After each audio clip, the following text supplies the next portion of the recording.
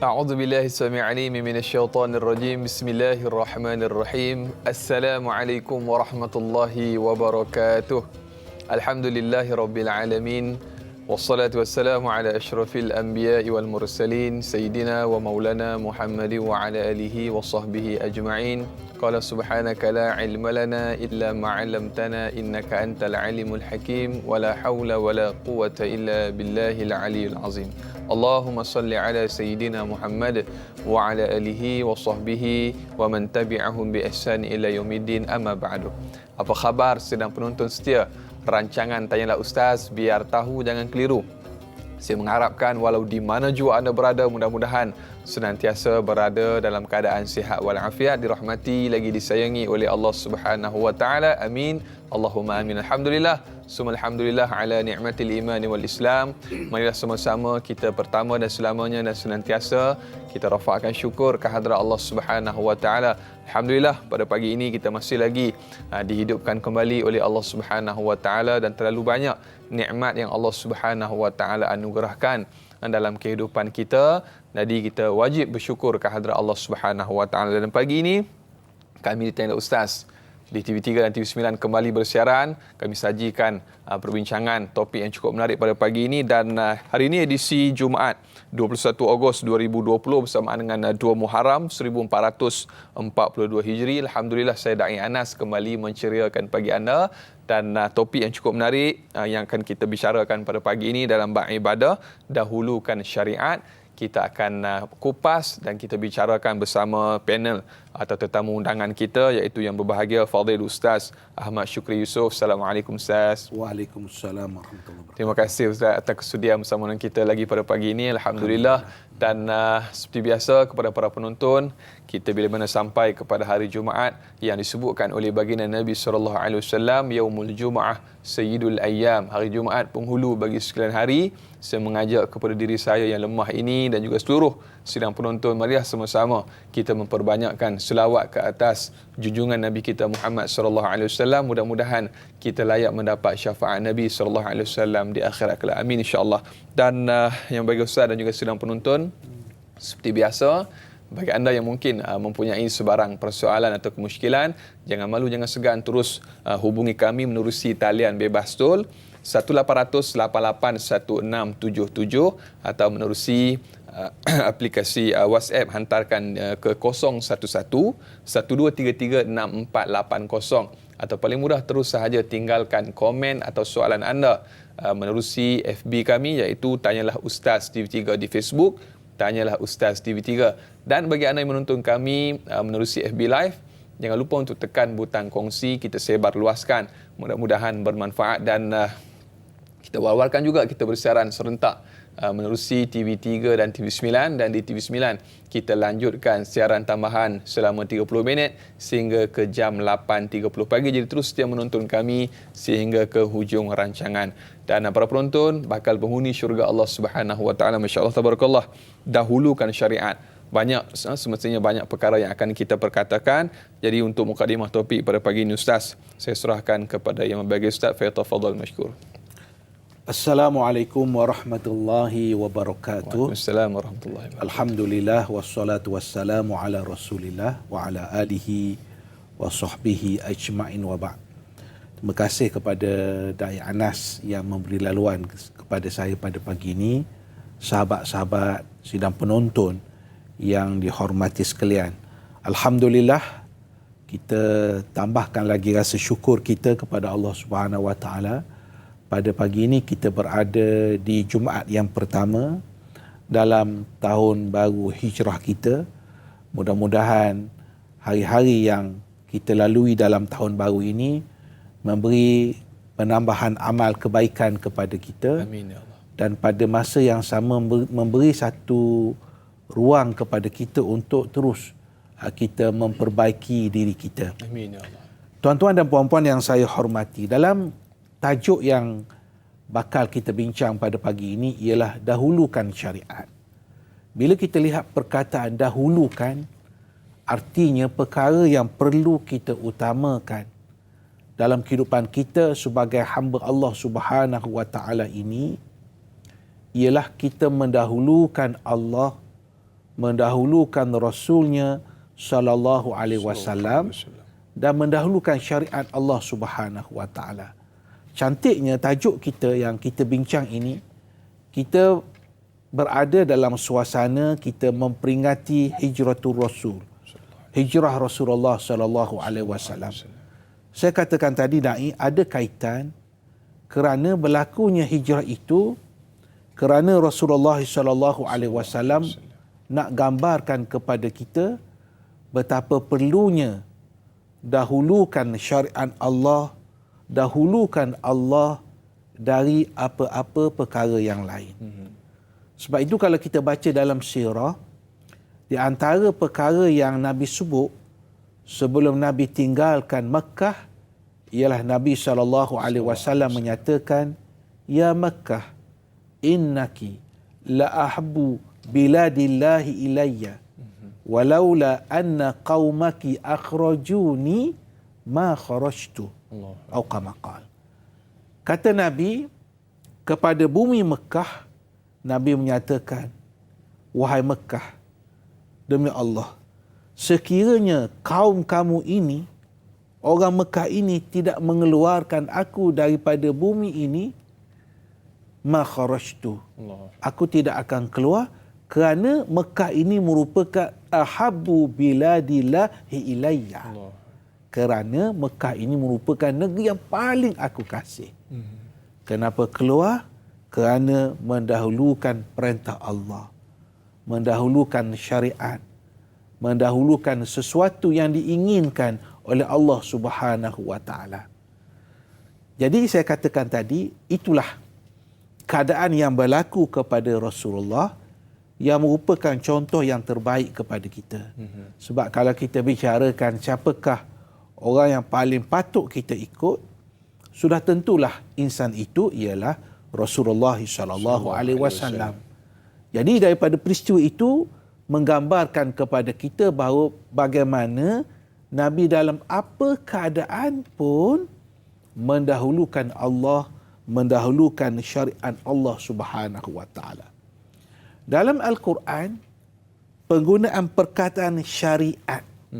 Syariat itu sendiri Allah Ta'ala guna hanya sekali saja dalam Al-Quran, iaitu dalam surah Al-Jathiyah ayat yang ke-18, di mana Allah Subhanahu wa taala berfirman, "Thumma ja'alnaka 'ala syari'atin minal amr fattabi'ha wa la tattabi' ahwa'al ladzina la ya'lamun."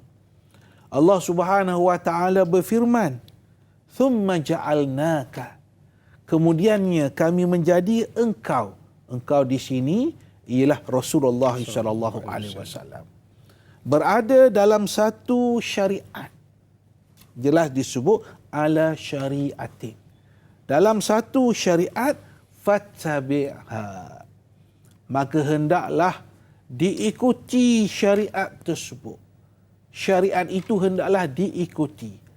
Fattabi'ha, hendaklah diikuti, wala tattabi', jangan diikuti hawa nafsu orang-orang yang tidak mengetahui. Tuan-tuan yang saya hormati, yang saya kasih sekalian, selalu kita dengar perkataan syariat ini. Cuma bila selalu sangat ni pun kadang-kadang kita ambil mudah. Kita pun dah, orang tanya apa beza syariat dengan akidah, syariat dengan agama, syariat dengan tarekat, kita pun dah pening dah.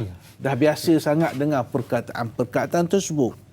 Cuma kalau kita lihat perkataan syariat ini satu perkataan yang hebat. Perkataan itu sendiri satu perkataan yang hebat. Saya ambil contoh dari sudut bahasa saja.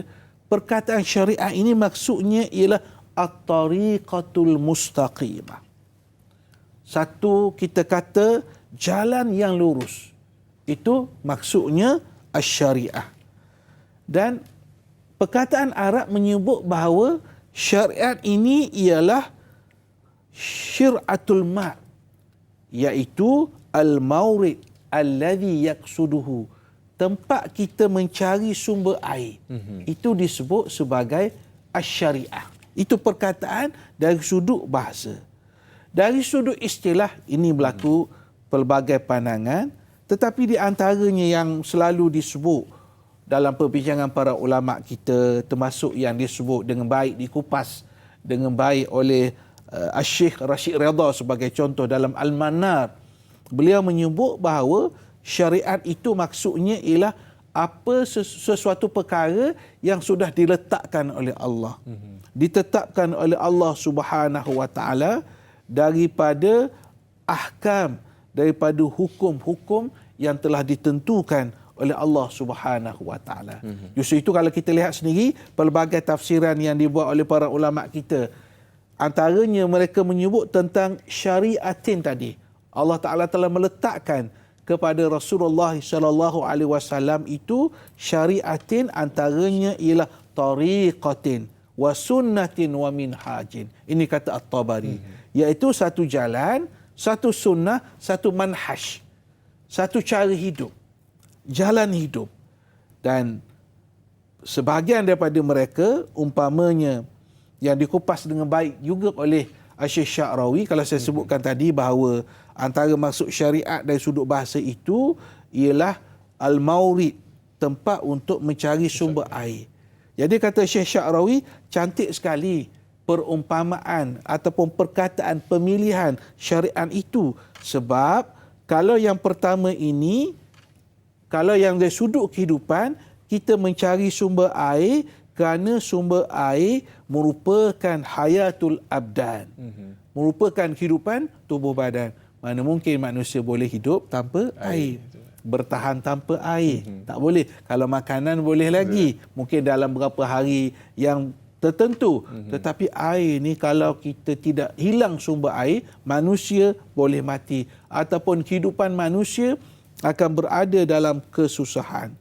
Dan perkataan syariah ini sendiri menggambarkan keperluan kepada hayatul arwah wal qulub, iaitu untuk kita hidupkan roh kita dan juga hati kita. Ini di antara beberapa definisi yang diterangkan oleh ulama kita untuk menjelaskan kepada kita bahawa syariat ini adalah sebagai suatu jalan kehidupan. Cuma kadang-kadang kita menyempitkan. Kita kalau sebut syariah itu lebih kepada hukum, pentadbiran. Umpamanya kita kata marilah melaksanakan syariat. Selalu kalau sebut begitu, ini mesti pelaksanaan hukum Islam, hudud, qisas. Adakah salah? Betul, tak salah. Tapi bukan itu sahaja. Itu mesti yang kita faham betul-betul. Syariat ini adalah at-tariqatu al-mustaqimah. Jalan kebenaran, jalan kehidupan kita yang dipandu oleh Al-Quran dan juga sunnah Rasulullah sallallahu alaihi wasallam.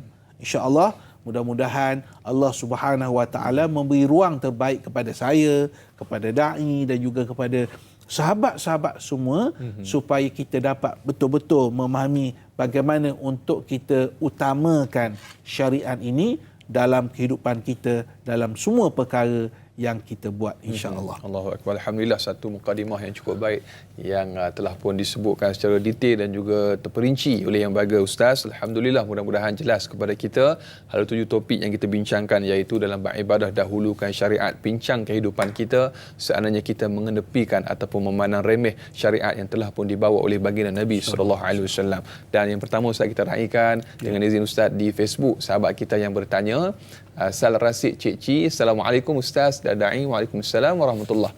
Apakah keutamaan dalam memelihara syariat Islam berbanding syariat-syariat lainnya dalam kehidupan seharian? Mohon penjelasan Ustaz. Terima kasih. Itu dia Ustaz soalan. Baik. Satu soalan yang baik. Apakah yang disebut sebagai keutamaan untuk kita memelihara? Yang pertamanya, dia bukan sekadar kita kata keutamaan, dia bukan sekadar memelihara. Ia merupakan sebagai suatu kewajipan yang diwajibkan oleh Allah Subhanahu wa taala. Memang nabi-nabi, rasul-rasul alaihi wassalatu wassalam sebelum kita disyariatkan kepada mereka sesuatu hukum yang telah ditentukan oleh Allah Subhanahu wa taala. Dan kita perlu ingat bahawa risalah nabi-nabi, rasul-rasul alaihi wassalatu wassalam adalah satu risalah yang sama dari konsep pengabdian diri kepada Allah. Walaqad ba'athna fi kulli ummatin rasula an i'budullah wajtanibut taghut. Kami telah membangkitkan kepada semua nabi-nabi dan juga rasul-rasul, seruannya sama dai. An i'budullah wajtanibut taghut. Hendaklah kamu mengabdikan diri kepada Allah, kamu menjauhi segala bentuk taghut. Taghut maksudnya kullu ma ubida min dunillah. Setiap yang disembah lain daripada Allah itu taghut. Syaitan dia boleh jadi taghut. Manusia sendiri boleh jadi taghut. Patung berhala boleh jadi taghut. Jadi asasnya sama, iaitu untuk mengabdikan diri kepada Allah Subhanahu wa taala. Dan saya katakan tadi, syariat ini merupakan sebagai suatu kewajipan yang diwajibkan oleh Allah Subhanahu wa taala, sebab datangnya daripada Allah, datangnya daripada Rasulullah sallallahu alaihi wasallam. Ia bukan bersifat pilihan. Dia dai kalau kita boleh pilih ni, nak boleh, tak nak boleh, ikut suka hati kita. Tapi ini merupakan sebagai suatu kewajipan. Contohnya Allah Taala sebut dalam surah Al-Ahzab ayat yang ke-36, wa ma kana lil mu'minin wala mu'minatin idza qadallahu wa rasuluhu amra an yakuna lahumul khiyaratu min amrihim wa man ya'sillaha wa rasulahu faqad dhalla dhalalan mubina. Ayat ini betul-betul menjawab persoalan daripada sahabat kita tadi. Apa kata Allah?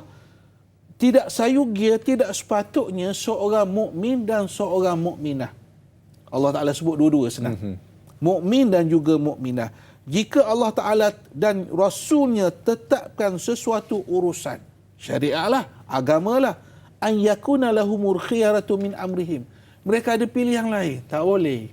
Tak boleh. Tidak ada boleh pilihan yang lain.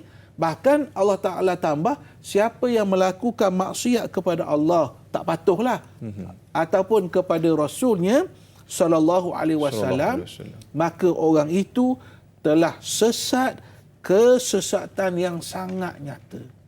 Jelas, bila seseorang itu lari daripada syariat Allah, lari daripada hukum dan juga ketentuan Allah Subhanahu wa taala. Jadi ringkasnya ialah keperluan kepada kita untuk menjadikan syariat Allah Subhanahu wa taala itu sebagai keutamaan, kerana ia adalah sebagai suatu kewajipan, bukannya pilihan. Betul. Dia bukannya pilihan, Ustaz, kerana setiap apa pun yang telah dibawa oleh Nabi SAW, semestinya kebaikannya kembali kepada kita juga, Ustaz, dan dalam kehidupan. Dan semestinya banyak lagi yang akan kita bicarakan, Ustaz, dan juga para penonton. Kita nak berehat seketika. Saudara, biasakan kehidupan normal baharu, dakwah tak ialah Ustaz yang sampaikan. Biar tahu jangan keliru, kembali selepas ini.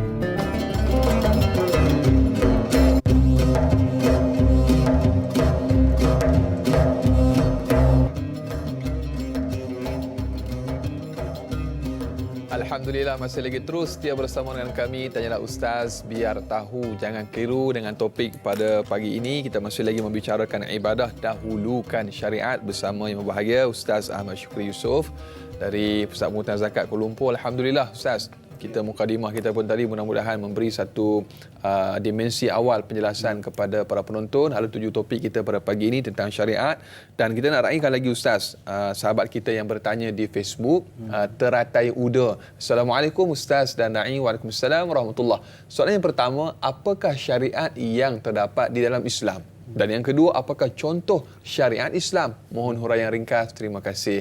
Allahu Akbar. Soalannya pun ringkas dan jawapannya semestinya panjang lebar, Ustaz. Silakan, Ustaz. Terima kasih. Satu soalan yang baik daripada sahabat kita Teratai Uda, bertanya kepada kita tentang apakah syariat yang ada dalam Islam, contoh syariat dalam Islam. Saya katakan bahawa persoalan syariat ini merupakan sebagai satu persoalan yang sangat asas dalam kehidupan kita. Saya sebutkan di awal mukadimah tadi, perkataan syariat itu sendiri disebut hanya sekali dalam surah Al-Jathiyat, perkataan syariat. Tapi ada juga perkataan-perkataan yang hampir sama daripada perkataan asa, shin, ra'ain, syara'ah itu. Di antaranya Allah Subhanahu Wa Taala menjelaskan kepada kita tentang bagaimana Allah Subhanahu Wa Taala pernah menurunkan syariat kepada Nabi Nuh alaihi salam. Syara'a lakum minad din ma wassa bihi Nuha. Allah Ta'ala sebut, Allah Ta'ala telah mensyariatkan kepada kamu, yakni kepada Rasulullah SAW, kepada umat ini, minad din, tentang agama, sesuatu yang pernah diwasiatkan kepada Nabi Nuh alaihi salam. Kerana itu, perkataan syariat ini merupakan satu perkataan syariat, satu perkataan yang luas. Memang kalau kita nak jawab persoalan tadi, kalau contoh syariat, senang je kita sebut. Solat, puasa, hukum hakam, itu semua adalah syariat Allah Subhanahu Wa Taala. Tapi dari sudut penggunaan perkataan syariat ataupun agama oleh Al-Quran ini, ia merupakan, maksudnya ialah sesuatu yang sudah ditetapkan oleh Allah, kita tak boleh ubah. Tak boleh ubah. Solat tak boleh ubah. Puasa tak boleh ubah. Hidup dalam keadaan bermaruah, berakhlak dengan sifat-sifat akhlak yang baik. Tak boleh ubah. Dia tak boleh sampai satu, kita bagi contoh as-sidqu. Bersifat benar, bersifat jujur. Ini akhlak, sebahagian daripada syariat. Dia tak akan wujud sampai satu masa, satu zaman tak perlu lagi as-sidqu ni. Tak perlu dah, ini dah ketinggalan zaman. Ini tahun 2020. Tak perlu lagi sifat as-sidqu. Tak betul lah. Sebab ia sesuatu yang sudah ditetapkan oleh Allah Subhanahu Wa Taala. Menariknya, dai dan juga sahabat-sahabat saya yang bersama dengan saya pada pagi ini, perkataan syariat ini sebenarnya kalau dalam penulisan masa tahun 300 Hijrah, 400 Hijrah, 500 Hijrah, mereka tidaklah memisahkan perkataan syariat seperti yang kita faham sekarang. Saya sebutkan tadi pada dai, kita kalau sebut syariat, menegakkan syariat, mesti hudud terus. Saya tak nafikan hukum hudud tu, tapi dia bukan menegakkan syariat itu, bukan sekadar hudud saja. Bukan sekadar kisah saja.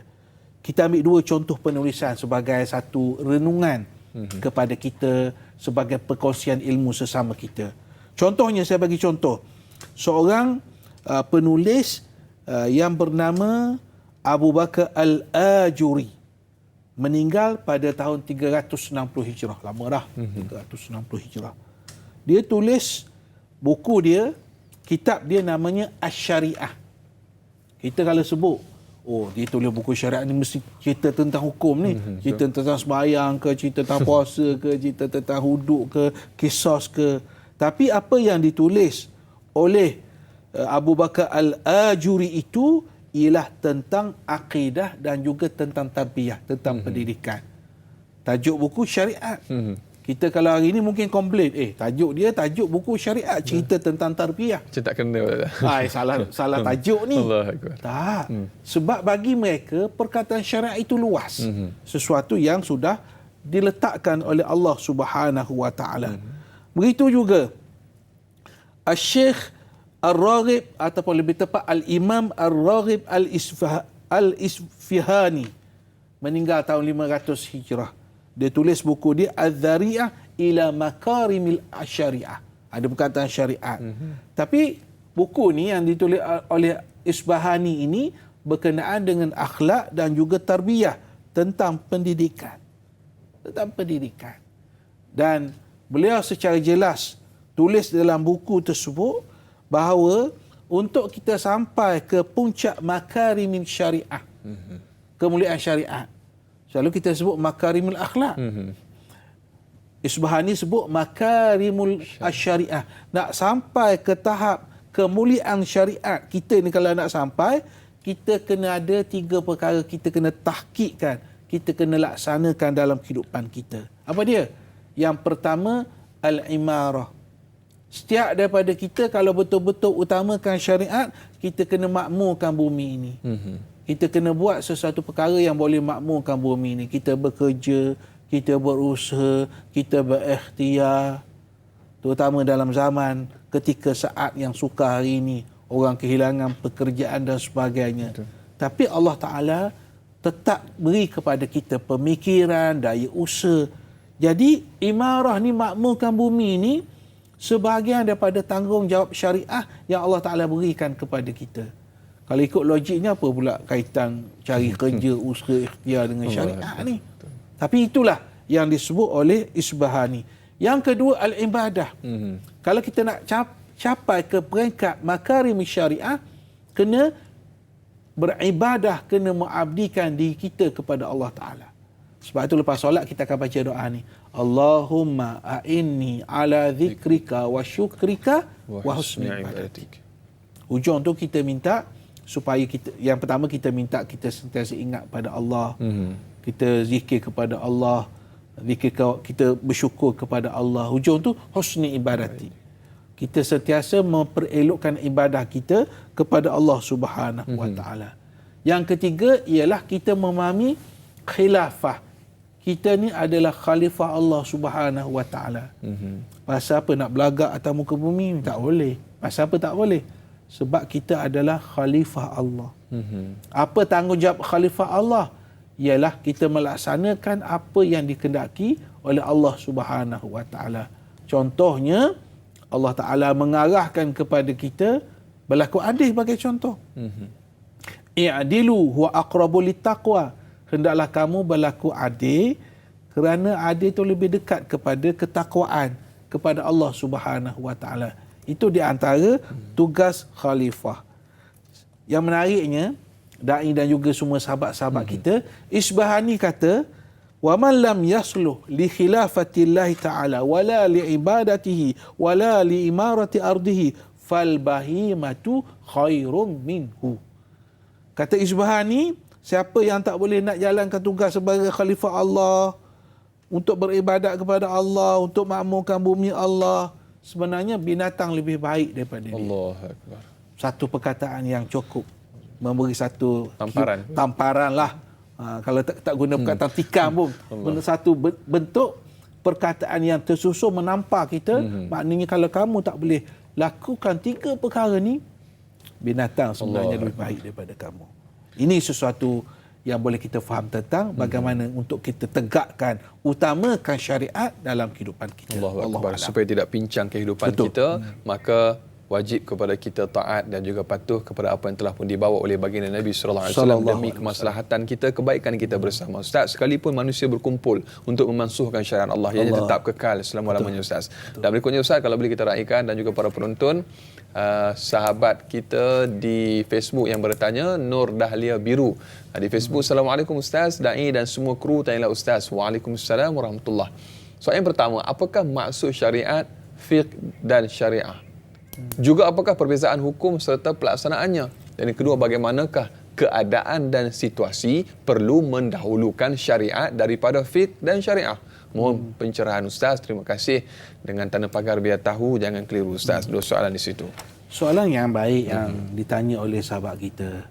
Dia perkataan syariat dengan syariah ni perkataan yang sama. Cuma bahasa Arab dia tak sebut syariat macam kita T, dia sebut syariah. Dan syariah tadi kita sudah terangkan dari sudut istilahnya, dari sudut bahasanya. Cuma apa beza yang boleh kita bezakan di antara fiqh dengan syariah? Fiqh ini ialah, kalau dari sudut perkataan al-fiqhu, maksud dia al-fahmu, kefahaman. Itu yang disebut oleh Rasulullah sallallahu alaihi wasallam, man yuridillahu bihi khaira yufaqihu fid-din. Siapa yang Allah Ta'ala nak beri kepadanya kebaikan, Allah Ta'ala beri kepadanya kefahaman dirinya terhadap agama. Jadi perkataan beza fiqh dengan syariah, fiqh itu sendiri kefahaman untuk kita memahami syariat. Nak faham syariat mesti ada kefahaman. Satu. Yang kedua, fiqh merupakan kefahaman kita bagaimana untuk beramal dengan syariat. Kita dah faham tadi. Cara nak beramal dengan syariat mesti melalui fiqh. Contoh, kita syariat sudah menentukan tentang kewajipan solat, kewajipan puasa. Ini contoh mudahlah, kewajipan zakat. Tapi dari sudut bagaimana pengamalannya itu melalui fiqh. Betul. Pembelajaran kita melalui fiqh. Dan fiqh ini dia akan berubah-ubah. Syariat dia tak akan berubah. Contoh kita bagi mudah, umpamanya tentang kewajipan solat. Quran, syariat itu sebut tentang solat itu wajib. Tapi fiqh lah yang menentukan bagaimana kalau kita pergi satu tempat, wuduk tak ada, air tak ada masuk saya, waktu dah hampir luput, bagaimana yang perlu kita buat? Ataupun kita sakit, tak boleh gunakan air, nak tayamum. Itu fiqh. Untuk kita laksanakan syariat. Syariat itu dia tak akan bertukar kewajipan solat. Itulah yang secara ringkasnya ialah fiqh itu ialah kefahaman bagaimana cara untuk kita aplikasikan syariat di dalam kehidupan kita. Dia ada hampir-hampir, tetapi syariat itu sesuatu yang kekal, yang tak akan berubah kerana ia datangnya dari Allah Subhanahu wa taala. Allahu Akbar. Dan di situ disebutkan keadaan yang bagaimana, situasi yang bagaimana yang perlu untuk kita mendahulukan syariat berbanding fiqh disebut itu Ustaz. Keadaan itu. Baik, maknanya syariat ini sesuatu yang tak akan berubah. Cuma kefahaman kita untuk beramal dengan syariat. Saya boleh beri contoh ialah umpamanya kita bermusafir. Bermusafir. Syariat menyatakan kepada kita boleh kita sembahyang tamam, sembahyang sempurna, boleh kita qasar, boleh kita jamak. Tapi perincian tu macam mana kita nak tahu? Perincian itulah yang dikatakan kefahaman kita. Jadi mana mungkin orang nak faham syariah kalau dia tidak memahami fiqh, tidak memahami fiqh. Sebab itu dalam dunia pendidikan di negara kita, kalau pendidikan Islam ni, pengajian Islam ni ataupun di luar negara, fiqh ini kita kata jurusan fiqh ini masuk dalam fakulti syariah. Syariah tu satu yang besarlah, fakulti syariah. Tapi untuk memahami syariah dia ada fiqh, dia ada usul fiqh. Ini yang boleh kita faham daripada perkataan antara syariah dan juga fiqh. Wallahu a'lam. Dan satu kebimbangan juga Ustaz, bila mana hari ini kita lebih banyak menjurus kepada pengajian misalnya di dalam alam maya dan sebagainya di Facebook. Cumanya mungkin kita bimbang berlakunya pendidikan melalui guru yang tidak betul Ustaz. Terutamanya ada yang berpandangan bahawa mengabaikan syariat itu tidak mengapa sebab mereka merasakan yang berada di satu takuk ataupun satu maqam yang tinggi dah dan tidak perlu lagi kepada syariat. Mungkin ada nasihat Ustaz sikit kepada golongan yang seperti ini Ustaz. Sebenarnya kalau kita belajar daripada kita kata daripada platform digital ni, Facebook, YouTube dan sebagainya, sebenarnya tak ada masalah belajar. Boleh belajar, ni caranya pelbagai. Tetapi asas kepada belajar itu penting. Saya bagi contoh. Kalau kita kosong maklumat, kita tak pernah berguru, tiba-tiba kita berguru hanya melalui Facebook, melalui YouTube ni, dia akan timbul masalah. Apa masalah kita? Kita tak boleh membezakan betul ke salah. Kita tak perlu ambil contoh yang besar. Kita ambil contoh kalau yang mengajar tu dia sebut hadis. Dia sebut hadis. Contohnya dia katalah yang mengajar di YouTube ni, dia kata cinta kepada negara itu suatu yang baik. Dan ia merupakan sebagai tanda keimanan kepada kita. Lalu dia baca hubbul watan minal iman. Qala Rasulullah hubbul watan minal iman.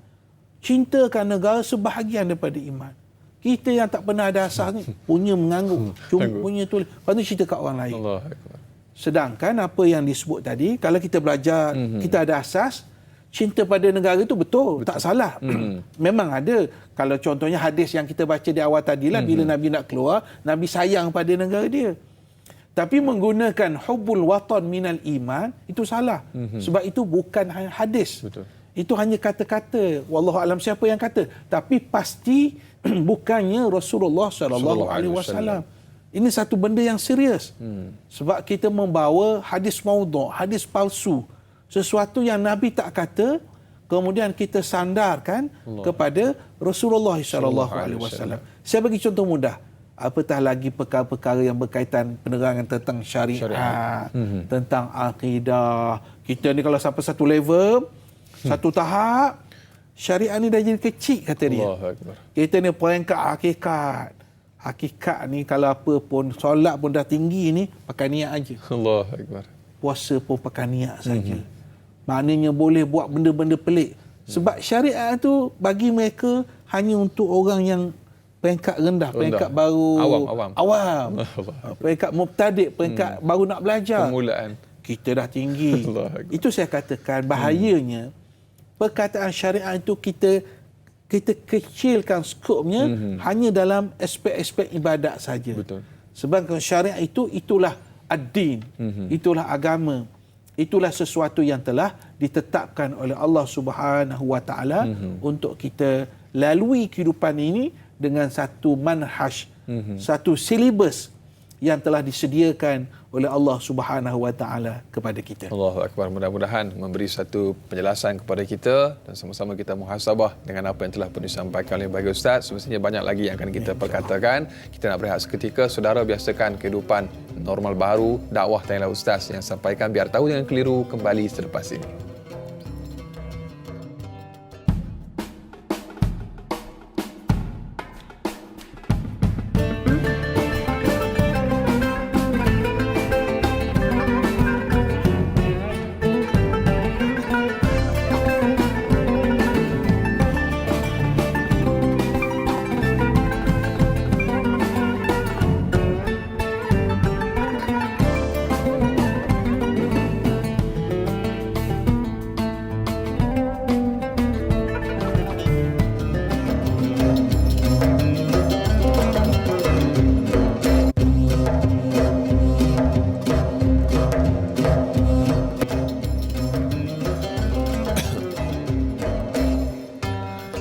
Warna-warni bunga desa, bunga kertas buat jambangan. Segala puji Allah yang Esa, selawat ke atas Rasul junjungan.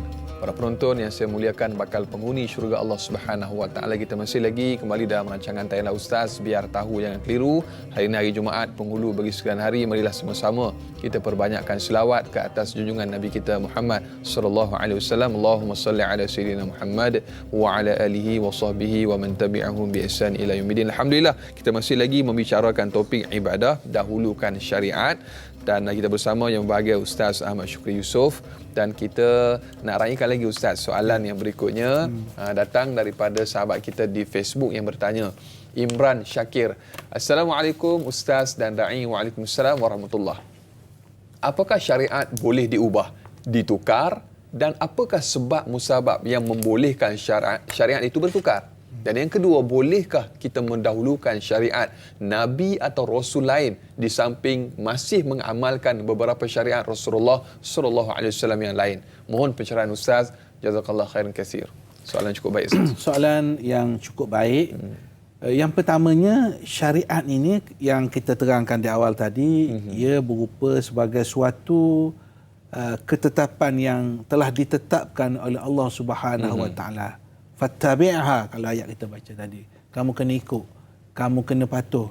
Jangan kamu patuh kepada orang-orang yang mengikut hawa nafsu sebab mereka tidak mengetahui. Syariat sesuatu yang tak boleh diubah, sesuatu yang tidak boleh ditukar. Saya ambil contoh, umpamanya kewajipan berzakat, kewajipan solat, keperluan kita berdoa.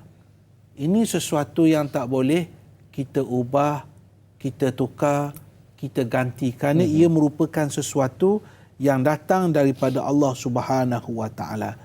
Kita ambil contoh, kalau kita sebut syariat itu sendiri, antaranya ialah mengabdikan diri kepada Allah. Ini sesuatu yang tak boleh ditukar, yang tak boleh diubah, dan kita dicipta pun adalah untuk pengabdian diri kepada Allah. Wa ma khalaqtul jinna wal ins illa liya'budun.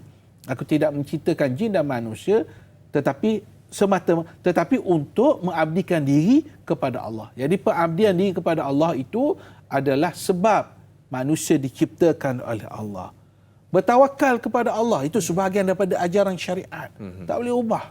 Kita kalau buat sesuatu, kita kena serah kepada Allah Subhanahu Wa Taala. Bukan serah pada manusia. Sebab hati kita, jiwa kita akhirnya kepada Allah Subhanahu Wa Taala. Kita ikhlaskan diri kita dalam melakukan sesuatu perkara. Ini suatu ikhlas ni bukan ajaran Nabi kita sallallahu alaihi wasallam. Semua ajaran nabi-nabi, rasul-rasul alaihi wassalatu wassalam menekankan keikhlasan.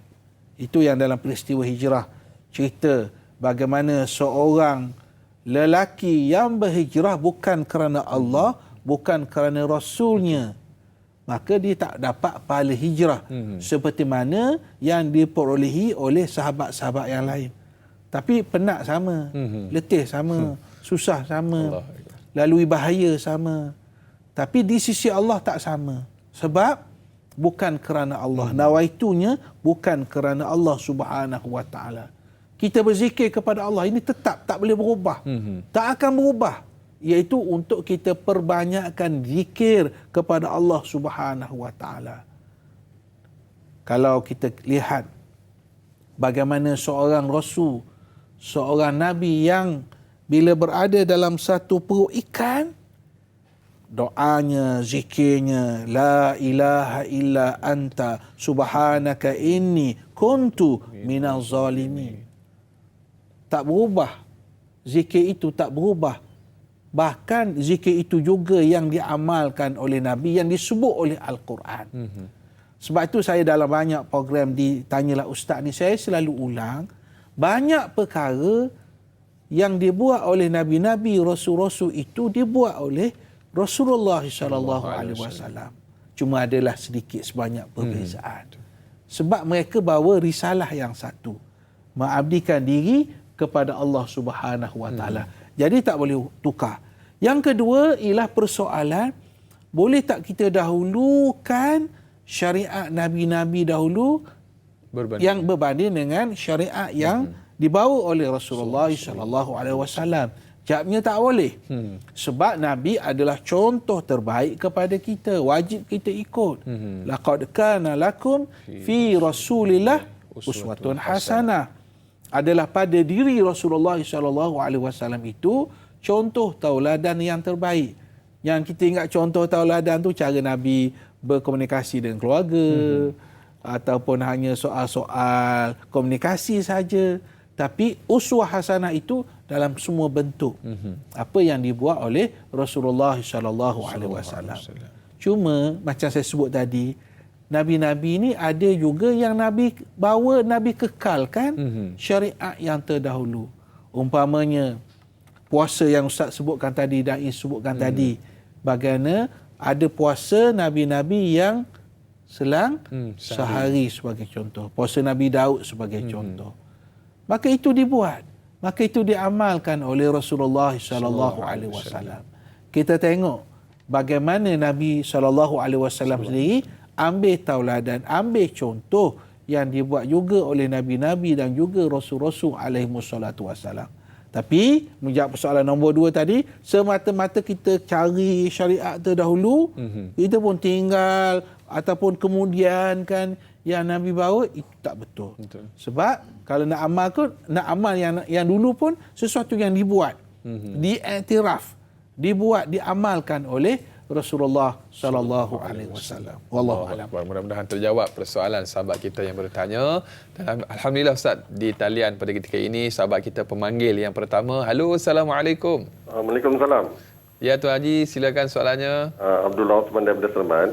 Nak tanya Ustaz. Ni kita ni selalunya ikut sunnah, ikut berpakaian sebagaimana Rasulullah sallallahu alaihi wasallam berpakaian, jaga janggut dan sebagainya. Tetapi sunnah yang lagi penting, akhlak Rasulullah sallallahu alaihi wasallam tu kita tak dapat ikut.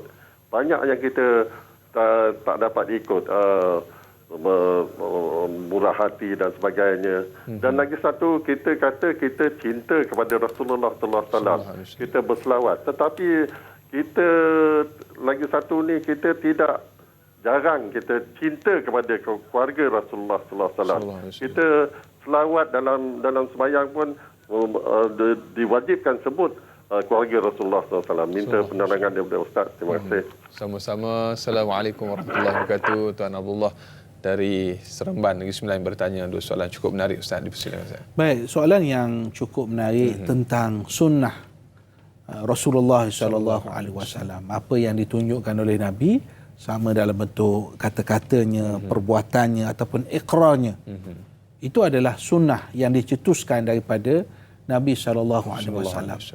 Cuma persoalan yang ditanya oleh sahabat kita tadi, ada kalangan kita yang mereka utamakan sunnah-sunnah yang kita kata sunnah-sunnah, kalau saya boleh guna istilah, sunnah-sunnah yang sunat, ditinggalkan sunnah wajibah.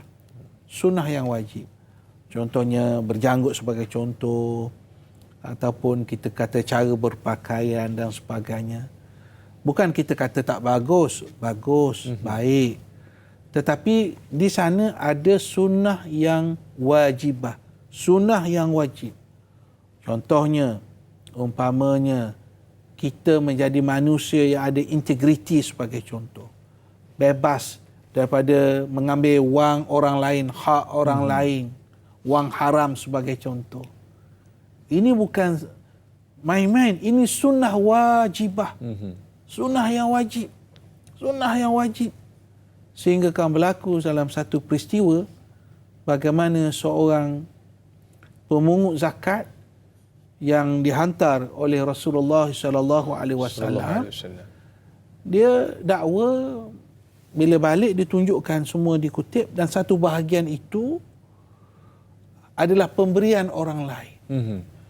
Betul lah. Dia kata ini zakat, collection zakat, kutipan zakat. Tapi ini bukan sebab orang bila orang tengok orang bagi, dia kata asing.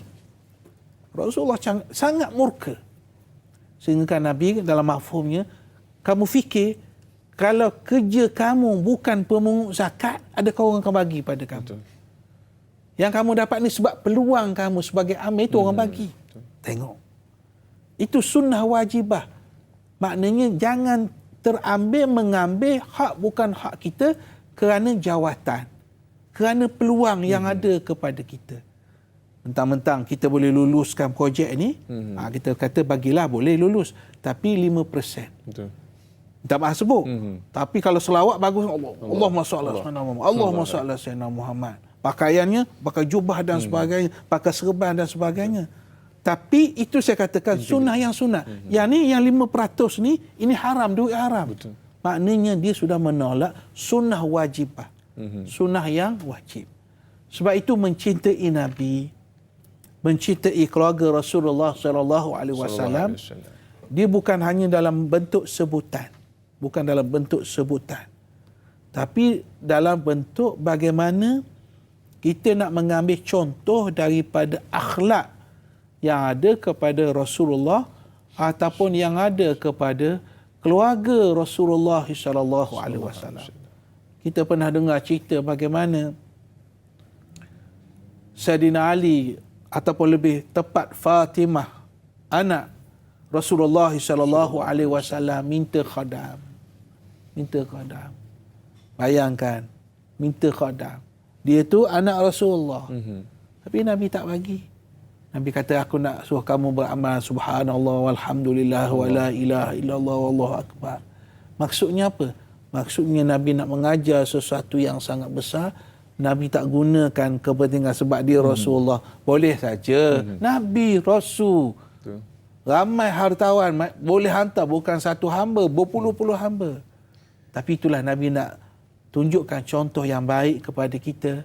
Bagaimana Nabi ini, dia bukan utamakan kepentingan keluarga, tetapi mementingkan keutamaannya kepada orang lain, kepada sahabat-sahabat yang lain. Wallahu a'lam. Allahu akbar. Mudah-mudahan terjawab soalan sahabat kita yang bertanya melalui panggilan telefon sebentar tadi. Dan yang kedua, Ustaz, mencintai Ahlul Bait, keturunan Nabi SAW juga adalah satu perkara yang cukup penting. Betul. Yang perlu kita fahami. Soalan yang ditanya oleh Haji Abdullah dari Seremban tadi tentang mencintai Ahlul Bait, mungkin ada ulasan sedikit daripada Ustaz.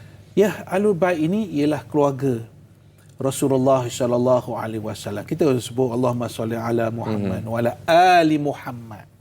Ali Muhammad itu ialah keluarga Rasulullah sallallahu alaihi wasallam, yang pasti keluarga itu maksud dia yang beriman, yang beramal, yang mengikuti titah perintah Rasulullah sallallahu alaihi wasallam. Sebab mencintai keluarga Rasulullah sallallahu alaihi wasallam ini sebahagian daripada tuntutan.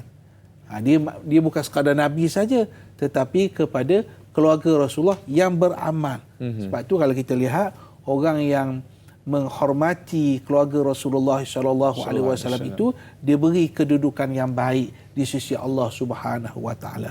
Saya baca kisah macam mana keluarga-keluarga Rasulullah yang keturunan Nabi itu yang datang berpindah ke Mesir mendapat kedudukan yang tinggi, dihormati oleh masyarakat. Bukan kerana batang tubuh dia saja, tetapi ada kaitan dengan Rasulullah sallallahu alaihi wasallam.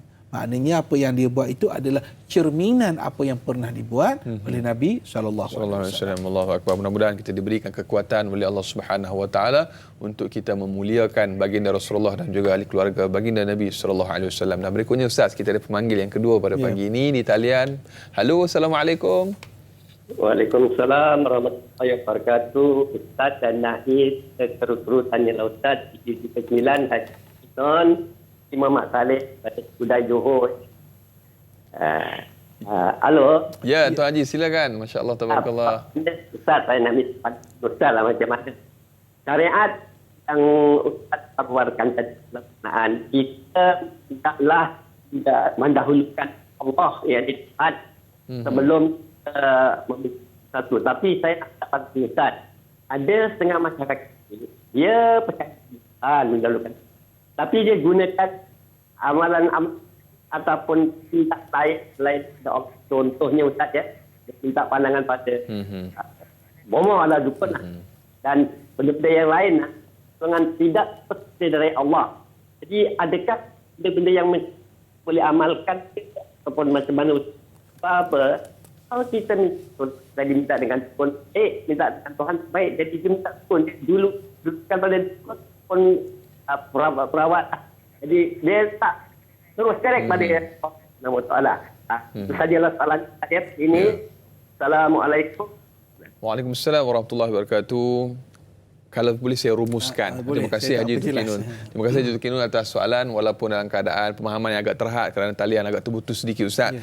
Kalau boleh saya rumuskan soalan yang ingin diajukan ialah dalam masa yang sama kita buat, kita taat pada syariat ini dibawa oleh Nabi SAW, dalam masa yang sama juga kita masih lagi melakukan perkara-perkara maksiat, dosa dan terutamanya meminta kepada yang lain daripada Allah Subhanahu Wa Taala, tahayul, khurafat dan sebagainya. Apakah diterima perkara tersebut di sisi Allah Subhanahu Wa Taala, ataupun ada nasihat ataupun saran Ustaz sedikit? Baik. Yang pertama ialah kita sebagai manusia ini walaupun kita cuba beramal dengan agama, beramal dengan syariat, akan berlaku kekurangan-kekurangan kepada kita. Sebab kita adalah manusia biasa yang tak boleh lari daripada kesilapan, kekhilafan. Sebab kita adalah manusia, insan yang dinisbahkan kadang-kadang kepada nisyan, kepada lupa.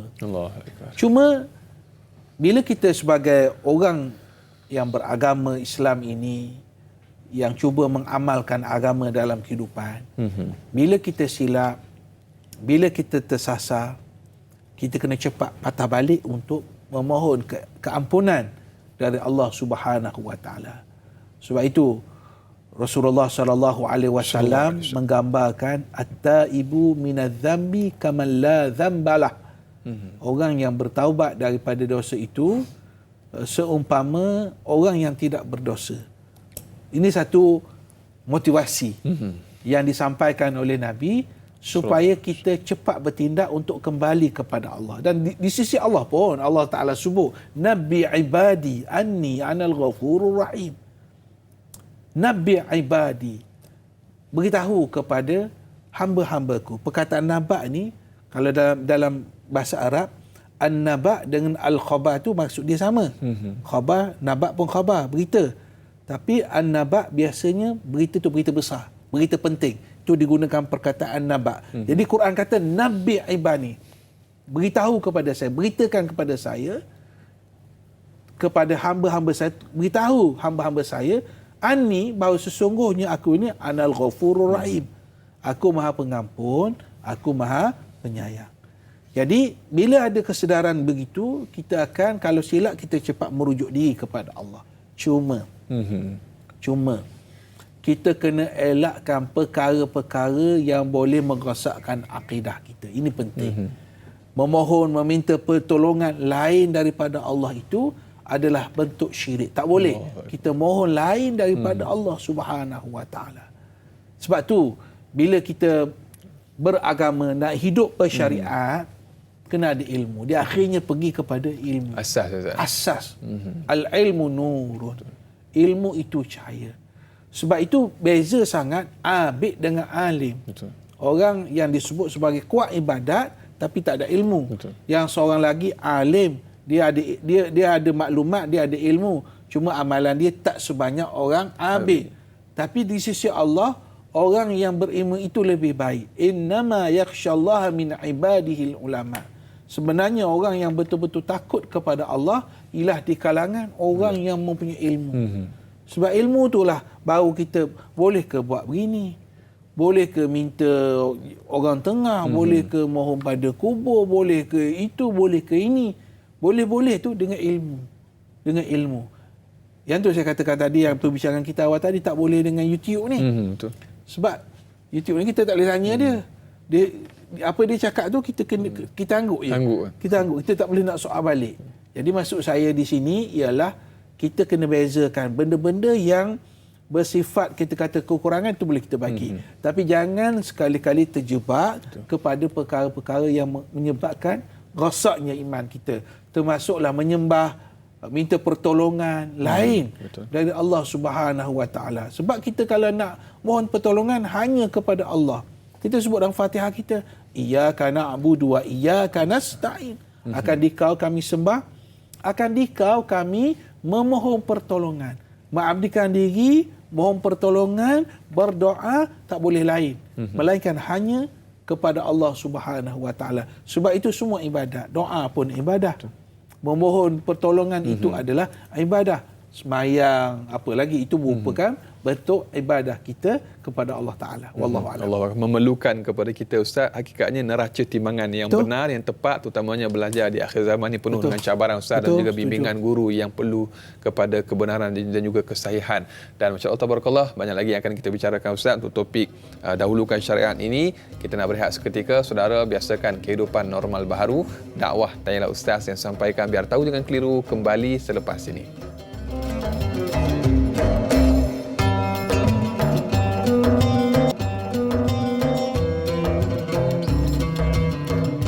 Alhamdulillah, terima kasih dan terima kasih. Kurang lebih tepat sejam kita bersiaran semestinya dalam Tanyalah Ustaz, biar tahu jangan keliru. Alhamdulillah, topik yang cukup menarik kita bicarakan pada hari ini dalam bab ibadah dahulukan syariat.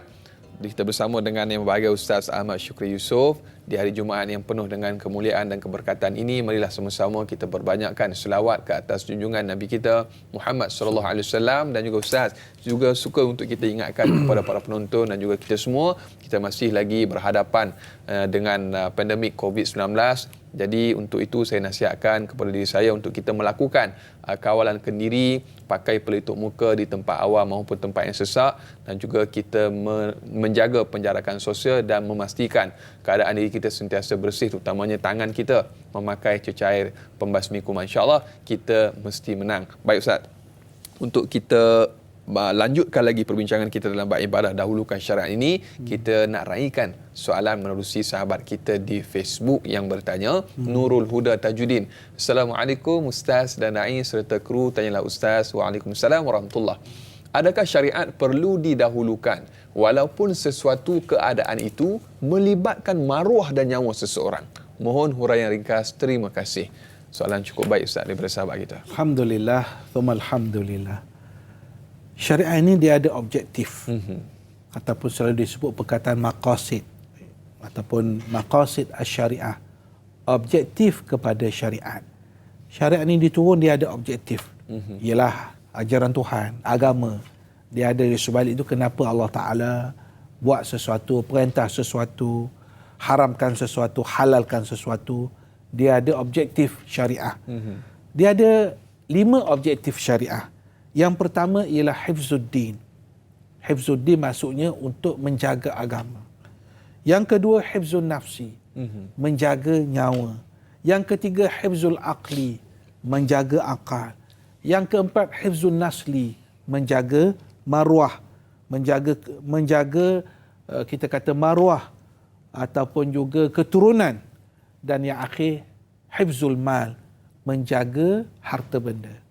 Baik, persoalan yang dikemukakan tadi, adakah syariat ini perlu didahulukan dalam suasana keadaan yang melibatkan maruah dan nyawa seseorang?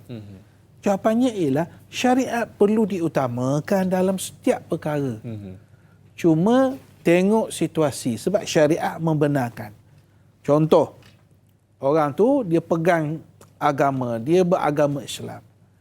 Dia berada di satu negara musuh Islam sebagai contoh. Dan negara tu umpamanya, ini contoh, umpamanya mengharamkan beragama Islam. Lalu ketika itu, dia tanya kepada orang tu, kamu Islam ataupun tidak? Kalau dia sebut dia Islam, dia akan dibunuh.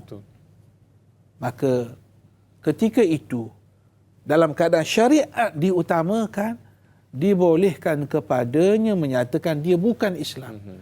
Dalam suasana aman, kalau dia kata begitu, keluar Islam. Boleh murtad. Betul. Tapi dalam suasana keadaan begitu, darurat begitu, dia boleh talafuz, dia boleh lafazkan bahawa dia bukan orang Islam, tetapi di sudut Allah dia tetap Islam. Ini juga disebut oleh Al-Quran, illa man ukriha wa qalbuhu mutmainnun bil iman.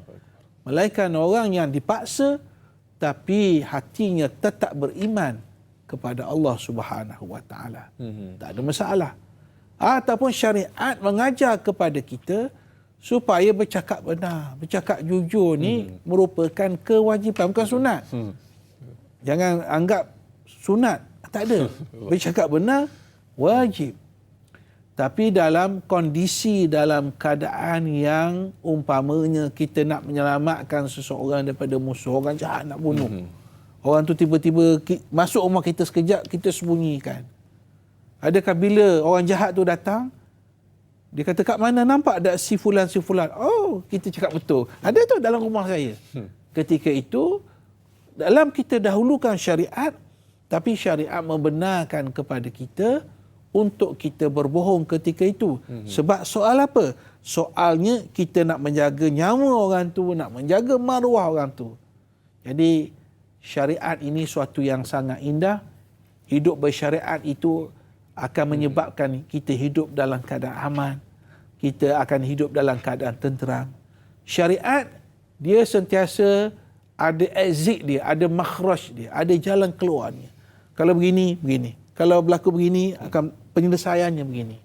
Ini indahnya syariat Allah Subhanahu wa taala yang Allah Taala turunkan kepada kita. Wallahu alam. Allahu akbar. Alhamdulillah, mudah-mudahan terjawab persoalan sahabat kita yang bertanya di Facebook tadi. Dan berikutnya Ustaz, kita raikan lagi soalan menerusi sahabat kita juga di Facebook. Rakan kita bertanya, Mas Ripah Nur.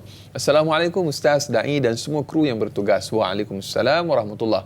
Ustaz, saya ingin bertanya, apakah kebaikan dan manfaat seandainya kita mendahulukan tuntutan syariat dalam ibadah dan dalam menentukan hukum hakam sesuatu masalah? Mohon pencerahan Ustaz. Terima kasih. Biar tahu, jangan keliru. Masya Allah, tabarakallah Ustaz. Dalam keadaan hari ini mungkin kita ditekan, ditindas dan sebagainya, dalam satu keadaan yang mungkin menyebabkan situasi sebagaimana yang digambarkan oleh Ustaz tadi, untuk kita sukar melaksanakan syariat tapi tetap kita mendahulukan. Mungkin ada hikmah dan kebaikan di situ Ustaz. Orang yang merasa halawatul iman, kemanisan iman, dia dalam apa kondisi, apa keadaan pun, dia akan utamakan syariat. Dia akan utamakan Allah. Dia akan utamakan Rasulullah sallallahu alaihi wasallam. Ini bila ada halawatul iman. Ada kemanisan iman.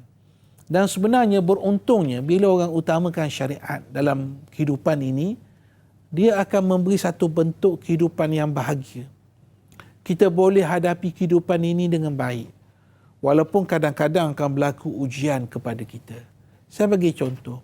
Orang yang hidup bersyariat, dia kena ada nilai sabar dalam kehidupan dia.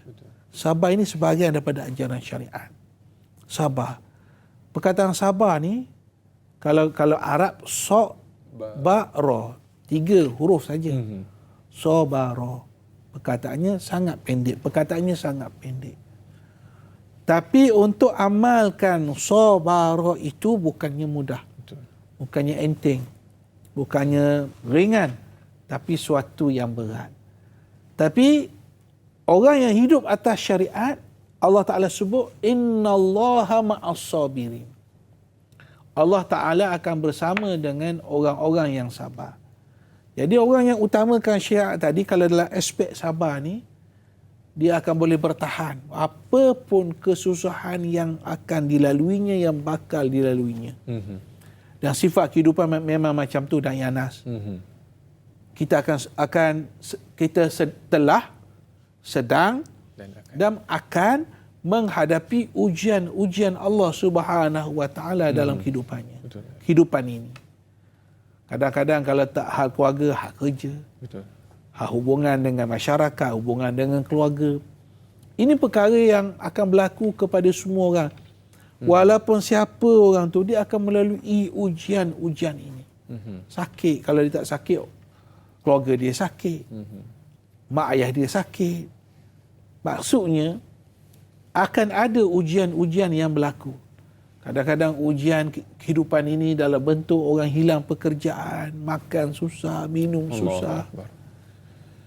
Jadi bila begitu, bila ada nilai sabar tu, dia berpegang pada syariat, dia berpegang bahawa rezeki Allah itu ada di mana-mana, pemikirannya, otaknya akan bergerak, berfikir, begini, sehingga dia mencari jalan keluar daripada kehidupannya. Itu saya ambil contoh kalau dalam bentuk sabar. Begitu juga orang yang jaga syariat ni, utamakan syariat ini dalam bentuk solat ni. Solat ni berlaku perbincangan. Berapa ramai orang yang masih belum dapat menunaikan ibadat solat ini dengan sempurna. Ambil mudah. Sibuk sikit tinggal solat. Sibuk sikit, dia kata boleh jamak lah macam-macam. Dia guna ilmu dia sendiri. Sedangkan solat itu merupakan asas kepada mukmin. Asas yang kuat. Maknanya kekuatan kita sebagai mukmin itu dengan solat. Yang bezakan kita Muslim dengan non-Muslim, as-solat lah. Betul tak? Beza kita. Sebab kita 5 waktu, kita akan solat. Tapi kalau orang Muslim sendiri, 5 waktu ni dia buat tak tahu je, seolah-olah macam tak ada perbezaan pun. Dari sudut zahir maksud saya.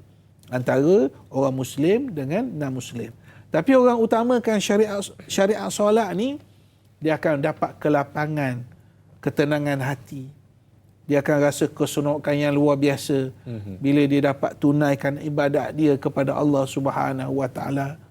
Dan solat ini juga sebagai tanda syukur yang berterusan kita kepada nikmat Allah. Kita tahu Allah bagi pada kita ni pelbagai nikmat. Kadang dia tarik satu nikmat, tapi masih jutaan nikmat yang Allah Ta'ala beri kepada kita. Wa in ta'uddu ni'matallah la tuhsuha. Sekiranya kamu menghitung segala nikmat Allah, kamu tidak akan mampu menghitungnya. Kita kalau nak hitung, mungkin susah. Cuma kalau kita nak gambarkan, kita hitung nikmat kita dalam keluarga ni. Kita ada isteri, kita ada anak-anak. Yang ni pun dah tak terkira dah, tak terhitung dah. Tak cerita benda lain dah. Tak payah cerita benda lain.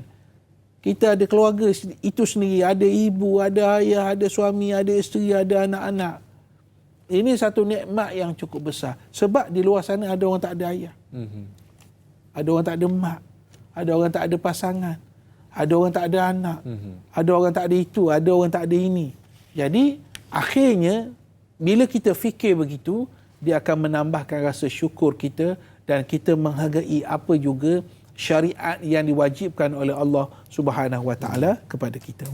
Saya tertarik bila mana kali pertama dikuatkuasakan, kalau dipanggil kebiasaan ataupun normal baharu ketika mana Covid ni Ustaz, solat pun jaraknya safnya jauh. Betul. Dan juga diwajibkan memakai pelitup muka. Normal baharu, segala ibadah pun banyak yang normal baharu. Mungkin agak sukar untuk kita lakukan, tapi itulah kewajipan kita taat kepada ulil amri. Mungkin sedikit ulasan daripada Ustaz. Ya. Pertama, kewajipan kita taat kepada ulil amri. Yang kedua, saya tengok ini sebahagian daripada apa yang kita sebut sebagai maqasid syariah. Maqasid syariah. Sebab cuba bayangkan kalau kita solat dalam keadaan rapat, kita tak pakai pelitup muka sebagai contoh. Kalau berlaku penularan wabak ini, kita tengok apa yang akan berlaku kepada masyarakat kita. Sedangkan di situ konsepnya ialah kita menjaga hifzun nafsi. Menjaga diri. Dia bukan sekadar peraturan, tapi bukan arahan daripada kerajaan pemerintah saja, tapi ini merupakan sebagai kewajipan kita. Kita pun tak nak menyakiti Muslim yang lain. Tapi kita tahu dah kita ada potensi. Kita buat tak tahu, ada orang gelang pun dia potong sebagai contoh. Ini akan timbul masalah. Kita sesama batuk yang ada risiko, kita dengan selamba dia pergi solat juga tak pakai pelitup. Ini menunjukkan kepada kita kurangnya kefahaman kita kepada agama kita. Kurangnya kefahaman kita kepada maqasid matlamat daripada syariat. Kurangnya kefahaman kita bagaimana kita nak ikram, kita nak muliakan sahabat-sahabat kita, utamakan sahabat-sahabat kita. Kalau dulu mungkin dalam situasi apa pun kita boleh pergi, betul tak? Betul. Tapi dalam suasana sekarang kita pun rasa tak sihat, rasa nak demam, tak demam lagi nak demam. Kita tahu risiko itu simptom tu ada. Maka orang yang bijaksana, dia nampak dia ada simptom, dia tak akan membahayakan nyawa sahabat-sahabat orang yang lain. Dan mungkin kerana dia buat macam tu, mungkin yang masjid dah buka ni tiba-tiba tutup. Allahu Akbar. Sebab mungkin kerana kita memikirkan kepentingan kita saja, kita tak memikirkan kepentingan orang lain. Orang mukmin, dia bukan fikir tentang diri dia saja, tetapi memikirkan tentang orang lain juga. Allahu Akbar. Saya tertarik. Itulah pentingnya ilmu, amalan yang didasari dengan ilmu, Ustaz. Masya-Allah, tabarakallah. Dan berikutnya, Ustaz, kita nak raikan lagi soalan sahabat kita yang bertanya menerusi Facebook, Laila Della Rosa. Assalamualaikum Ustaz dan dai yang dihormati. Waalaikumsalam warahmatullahi. Bagaimanakah cara untuk seseorang wanita yang bertudung yang ingin berpenampilan sopan dan mengekalkan identiti dirinya dalam berfashion, tetapi tetap mendahulukan syariat yang diajar Islam dan dalam masa yang sama juga sentiasa berfikiran terbuka? Mohon perkongsian ilmu Ustaz. Terima kasih Ustaz. Dan dia bagi bunga 3 tu, Ustaz, bunga ros. Allahu Akbar. Dia masalah kita ni bukan pereka fashion. Allahu Akbar. Ialah saya boleh jawab secara umum sebab saya bukanlah mengetahui bagaimana cara yang terbaik. Cuma mungkin bila kita sebut yang pertamanya, cara untuk kita menutup aurat itu jelas. Bagaimana tudung itu tidak nipis, mesti agak labuh, di bawah yang sepatutnya. Itu asas. Cuma bagaimana untuk nampak berfashion dan sebagainya, itu terbuka kepada kita. Betul. Nak letak bunga ke, saya pun tak tahu, saya tak arif sangat nak 3 kuntur bunga tak faham saya ni. Pemilihan warna ke, ataupun ada aksesori tertentu ke, itu tak timbul masalah. Syariat membenarkan. Selagi kita mematuhi cara kita bertudung, kain yang dipilih itu mesti tak boleh kain yang nipis sebagai contoh. Itu perkara-perkara yang boleh kita fikirkan, ataupun kita kata pereka fashion Muslim, kita boleh melihat unsur-unsur yang boleh kita perbaiki untuk menampakkan keindahan itu. Tapi yang saya faham, Malaysia merupakan di antara negara yang mempunyai fashion yang baik dari sudut tudung dan sebagainya. Sopan. Saya pernah belajar di negara Arab, pernah pergi beberapa buah negara Arab. Secara umumnya pemakaian tudung kita yang mengikut syariat ini, yang kita ni lebih nampak moden, pemilihan tudung aksesori itu nampak lebih baik, dan sebahagian itu yang kita buat hari ini ditiru oleh negara lain. Bagi saya ini kepada pereka fashion kita ataupun orang yang bidang inilah untuk memikirkan. Cuma ciri-ciri syariat itu tidak boleh disampingkan ataupun dikesampingkan. Allahu Akbar. Alhamdulillah, mudah-mudahan terjawab persoalan sahabat kita, dan perlu kepada kita mengekalkan imej yang baik untuk kita menampilkan bahawasanya Islam ni adalah merupakan satu the way of life, cara hidup Ustaz Din itu sendiri. Dan Alhamdulillah, sedar tak sedar para penonton dan juga Ustaz, kita telah pun sampai di penghujung siaran di TV3. Kita akan lanjutkan siaran tambahan 30 minit di TV9 selepas break ini. Terus kita menonton kami sehingga ke hujung rancangan. InsyaAllah, saudara biasakan kehidupan normal baharu, dakwah Tanyalah Ustaz yang sampaikan, biar tahu jangan keliru. Kita berjumpa di TV9 selepas ini.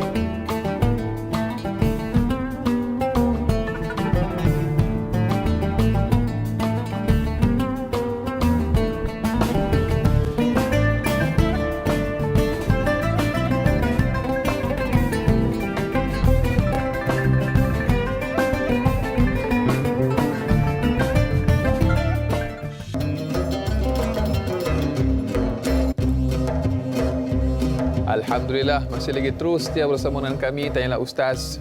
Biar tahu jangan keliru, siaran tambahan 30 minit di TV9. Terima kasih kepada para penonton yang masih lagi terus setia bersama dengan kami. Alhamdulillah, mudah-mudahan Allah berkati kita di hari Jumaat yang penuh dengan kemuliaan dan keberkatan ini.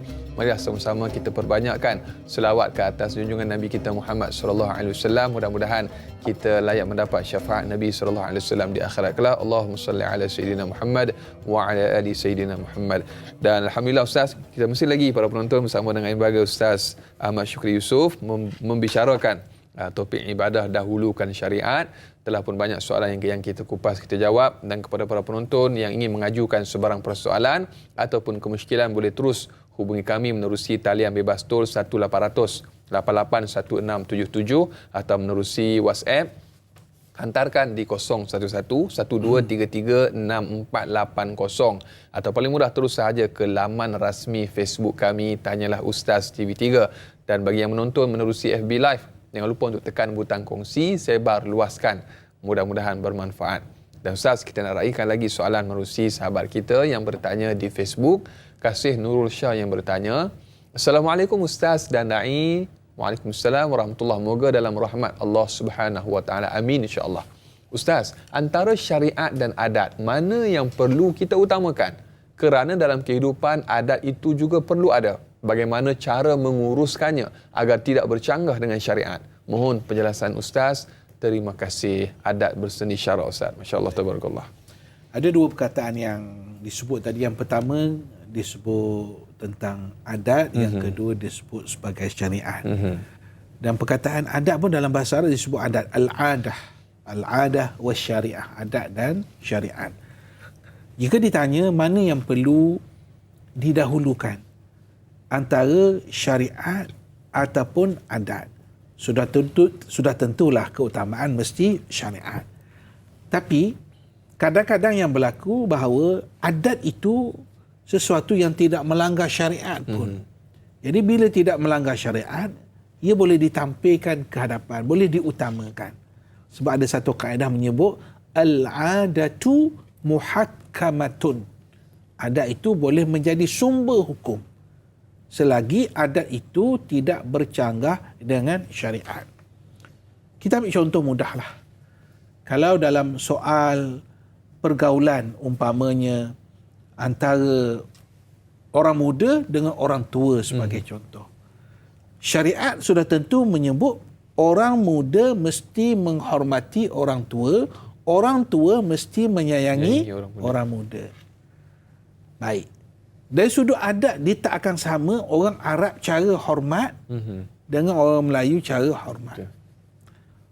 Orang Melayu mungkin akan tundukkan apabila lalu di hadapan orang tua. Dan cara tegur pun tak sama. Mungkin orang Melayu akan tanya apa khabar, sihat tak sihat dan sebagainya. Panggil tuan dan sebagainya, istilah yang digunakan. Sebab kita katakan di situ tak sama sebab adat bangsa itu tidak sama.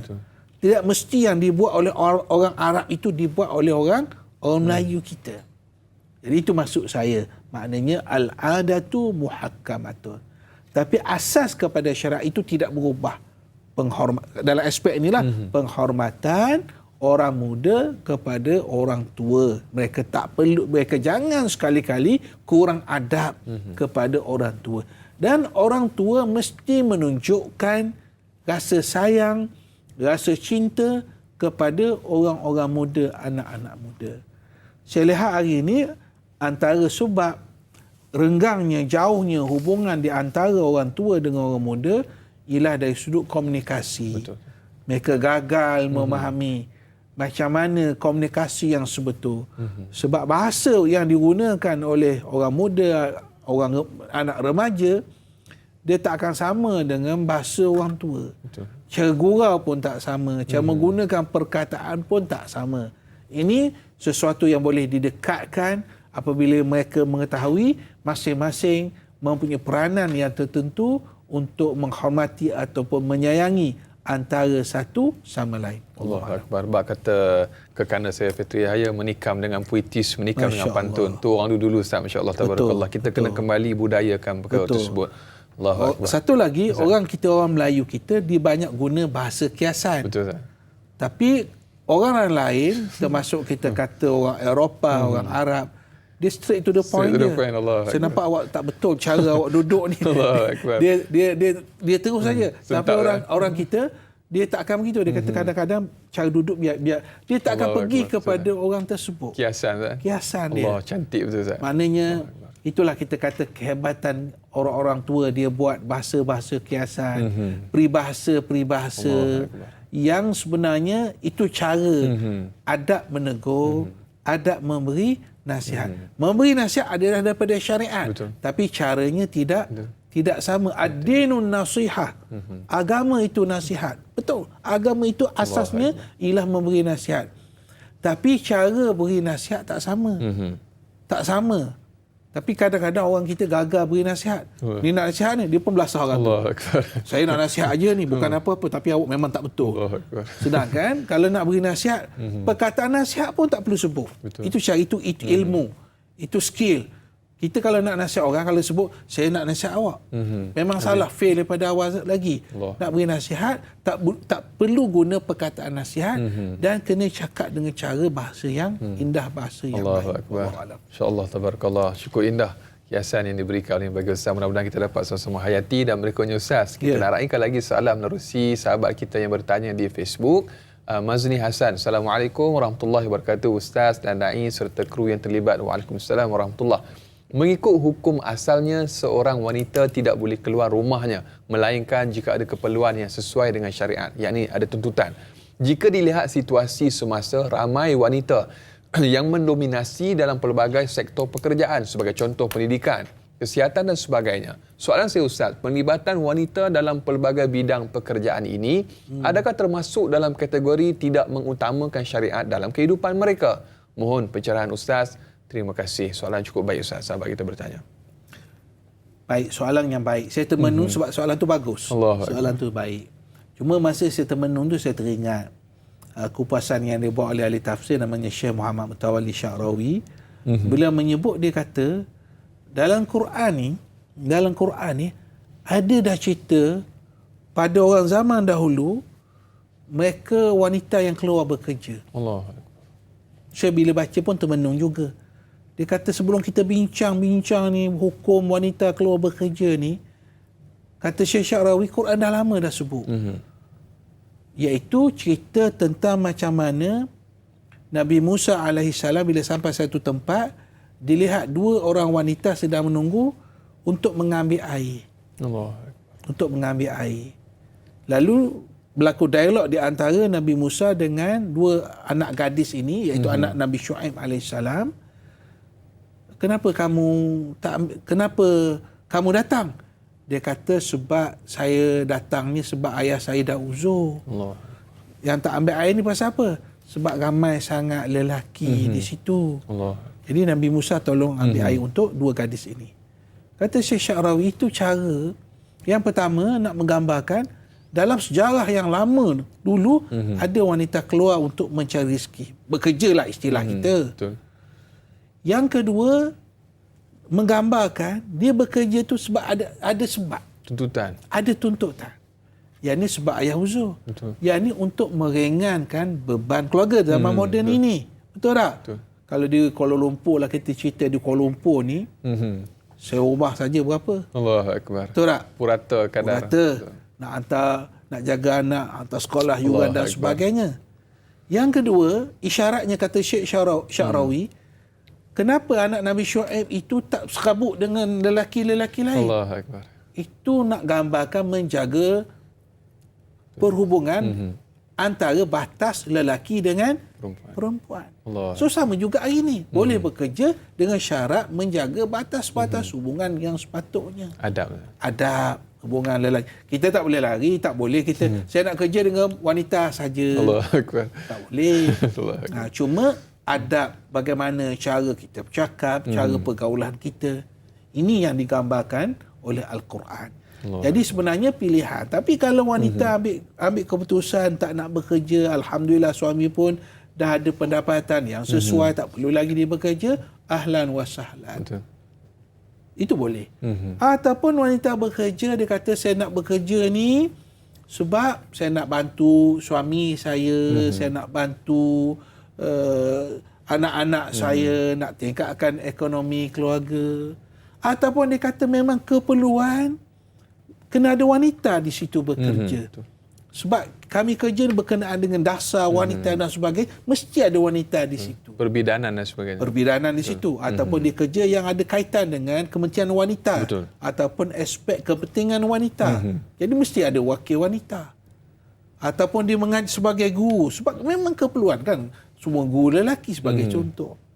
Jadi bagi saya, pandangan saya di sini, bahawa tak ada masalah sama ada bekerja ataupun tak bekerja. Yang penting syariat itu di hadapan. Kita tak boleh kata orang bekerja tak bagus, orang yang duduk rumah bagus. Tak boleh. Dua-duanya bagus. Wanita yang berada di rumah bagus, yang bekerja bagus. Cuma kita kena jaga agama kita, kena jaga syariat kita, kena jaga maruah suami kita, isteri kita. Saya sebutkan maruah itu penting. Sebab kita kerja, kalau kita suami, mana dia ada isteri. Betul. Kalau dia isteri, dia ada suami. Jadi dua-dua tu kena jaga maruah suami ataupun maruah isteri ataupun maruah pasangan masing-masing. Allahu Akbar. Kena sentiasa beringat Ustaz. Allahu Akbar. Cukup jelas penjelasan yang diberikan oleh bagi Ustaz. InsyaAllah Ustaz kita nak berehat seketika. Banyak lagi yang akan kita bicarakan. Saudara, biasakan kehidupan normal baru dakwah. Tanyalah Ustaz yang sampaikan. Biar tahu jangan keliru, kembali selepas ini.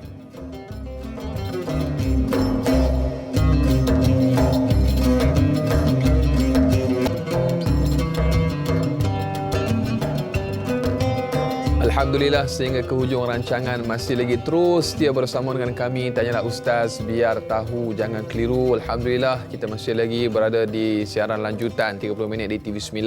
Terima kasih kepada para penonton yang masih lagi terus setia bersama dengan kami. Ingat, kita masih lagi berhadapan dengan pandemik COVID-19.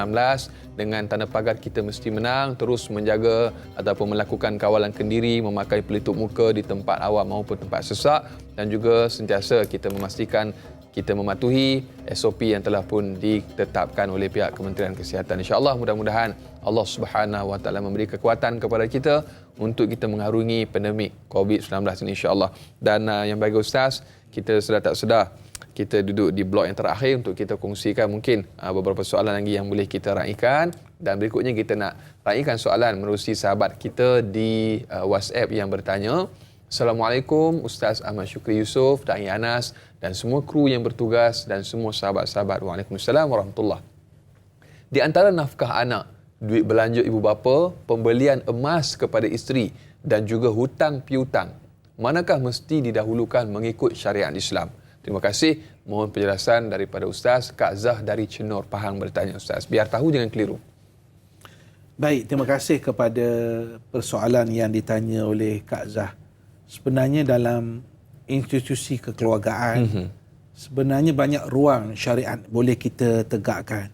Saya nak baca satu kenyataan yang dibuat oleh Dr. Ahmad Rasuni, seorang tokoh yang disebut sebagai pakar maqasid syariah yang berasal daripada Morocco, daripada Maghribi, menetap di Qatar. Kata Syekh Dr. Ahmad Rasuni dalam penulisan beliau, beliau menyatakan bahawa az-zawaj wa musa'adatun nas alaihi wa husnul ushrati az-zawjiyah fihi wa injabil aulad wa tarbiyatihim wa ta'limihim kulluhu syari'atun wa amalun bisyari'ah. Maksudnya ialah perkahwinan. Perkahwinan itu sendiri. Menolong orang. Husnul ushrah. Berbuat baik kepada keluarga. Melahirkan anak bagi wanita. Mendidik mereka, mengajar mereka. Itu semua adalah syariat. Dan beramal dengan syariat. Saya sengaja letakkan kenyataan ni, sebut kenyataan Syekh Dr. Rasuni ni untuk menggambarkan kepada kita syariat itu luas. Jangan sekali-kali kita sempitkan skop syariah. Allah Ta'ala pun tak kecilkan. Nabi pun tak kecilkan. Kenapa kita perlu kecilkan skop syariah itu? Baik, berbalik kepada persoalan tadi, mana yang perlu kita utamakan? Ini, kefahaman ini pun penting juga, sebab itu ada penulisan yang menulis berkenaan dengan fiqhu al-awlawiyat. Fiqh keutamaan. Ada juga yang menggunakan tajuk fiqh maratibil a'mal. Fiqh martabak amal. Maksudnya, amal ni banyak. Benda kita nak buat benda baik ni banyak. Tapi ada perkara yang perlu kita utamakan, ada perlu yang kita kemudiankan. Antara kaedahnya ialah kita kena utamakan yang wajib sebelum kita susuli dengan yang sunat. Bagi settle, bagi selesai dulu yang wajib terlebih dahulu. Persoalan yang ditanya oleh Kak Azhar tadi tentang nafkah, mana perlu didahulukan? Antaranya tadi, antara nafkah kepada ibu bapa, nafkah kepada isteri. Itu disekalikanlah kalau kita, mak ayah kita di bawah tanggungjawab kita, menjadi suatu kewajipan kepada kita untuk beri nafkah kepada ibu ayah kita. Pada anak kita pasti sekali, sebab itu merupakan kewajipan kita sebagai suami. Manakala membeli emas, contoh tadi membeli emas lah, dia bukan satu keperluan mendesak, bukan satu keperluan ataupun suatu kewajipan. Tetapi sekiranya ada kelebihan wang, ada kelebihan duit, kita dapat bonus, kita dapat itu, kita dapat ini, untuk menzahirkan ataupun mengembirakan pasangan kita. Tapi syaratnya kita ada duit lah, kita berduit. Bukan gadai pula, lepas tu beli. Tak, pinjam duit orang, tak boleh. Dia nak gembirakan isteri dia, dia pinjam duit orang 10,000 beli rantai emas. Tak boleh.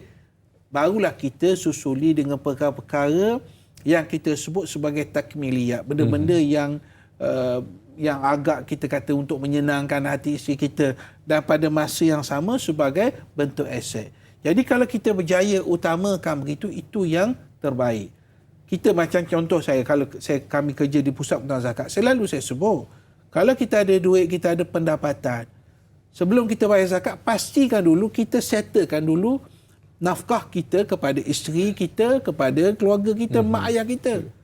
Yang ni kita tak settle. Tak boleh lah kita settle. Yang ni baru kita berzakat. Ataupun kita nak bersedekah, kita berzakat dahulu. Baru kita bersedekah. Konsep dia, kena utamakan yang wajib, baru dahulu susuli dengan yang sunat. Ataupun aulawiyat dia, kena mulakan perkara yang perlu disegerakan. Contoh kita bagi hutang dengan nafkah tadi. Kalau kita tak bagi nafkah keluarga kita, mak ayah kita mungkin kebulu, contoh sajalah. Anak kita mungkin pergi sekolah, lapar, tak ada belanja. Dengan nak bayar hutang, mana lebih utama? Sudah tentu utamakan nafkah kepada anak kita. Tapi tak adalah saya sebut gini nak ringankan hutang tu tak perlu bayar. Wajib bayar. Tapi saya cerita kondisi itu. Ini satu lagi hutang ni. Kalau hutang ni, kalau dengan orang lah kita kata, kita boleh bincang. Kalau kita janji sebelum tu nak bayar 200, kita memang tak mampu. Campur COVID-19 ni, hilang pekerjaan dan sebagainya. Kita mampu 50. Saya fikir kawan kita pun tak zalim lah. Kita boleh bincang dengan Budi bicara, boleh bincang dengan kawan kita.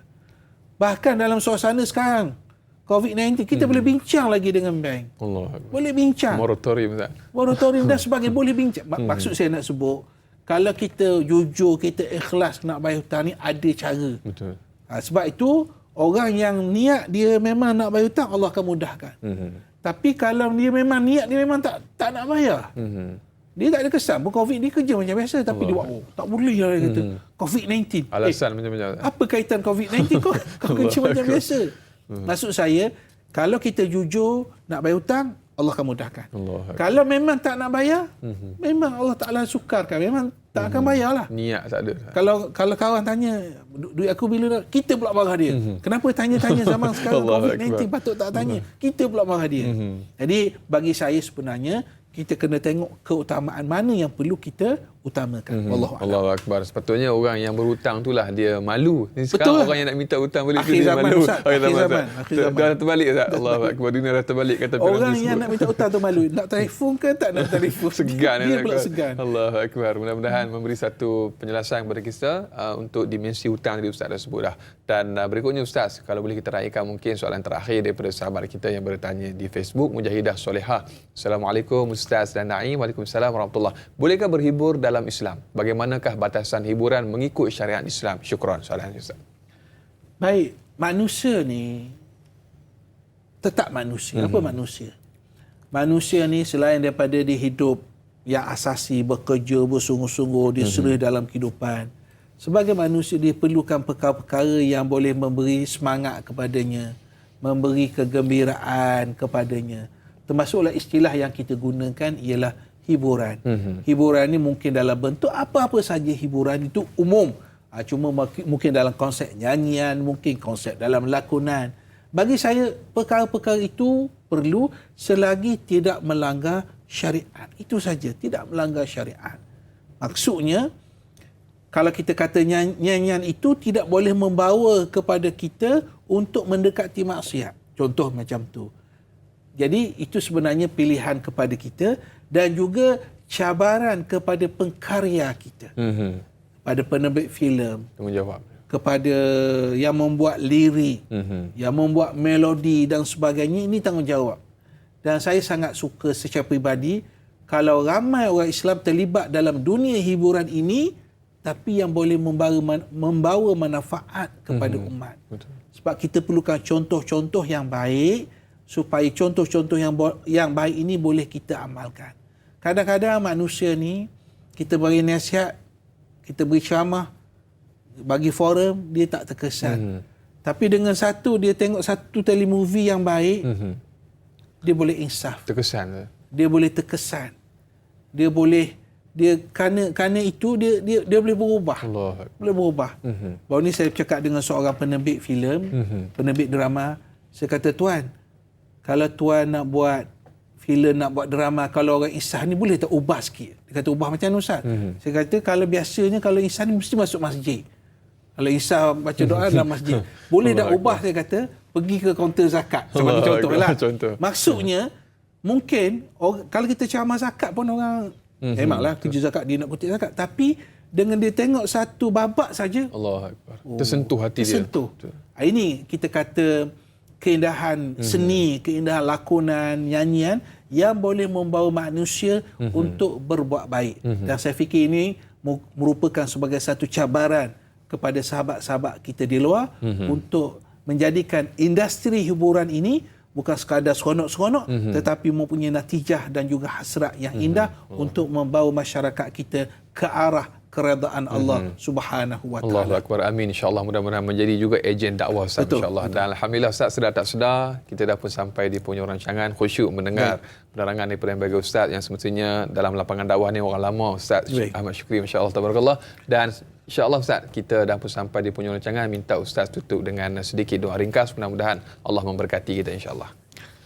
Bismillahirrahmanirrahim. Alhamdulillahirabbil alamin wassalatu wassalamu ala asyrafil anbiya'i wal mursalin wa ala alihi wa sahbihi ajma'in. Amin ya Allah. Allahumma ja'al jam'ana hadha jam'an mubaraka wa tafarruqana min ba'dihi tafarruqan ma'suma. Amin ya Allah. Allahumma a'inna ala dhikrika wa syukrika wa husni ibadatik. Amin ya Allah. Allahumma la tada' lana min hadzal maqam dhanban illa ghafarta wala maridan illa syafaita wala dainan illa addaita wala mazluman illa nasarta wala hajatan min hawaijid dunya wal akhirah laka fiha ridha ولنا فيها صلاة إلا قضيتها ويسرتها يا رب العالمين. Amin. ربنا آتنا في الدنيا حسنة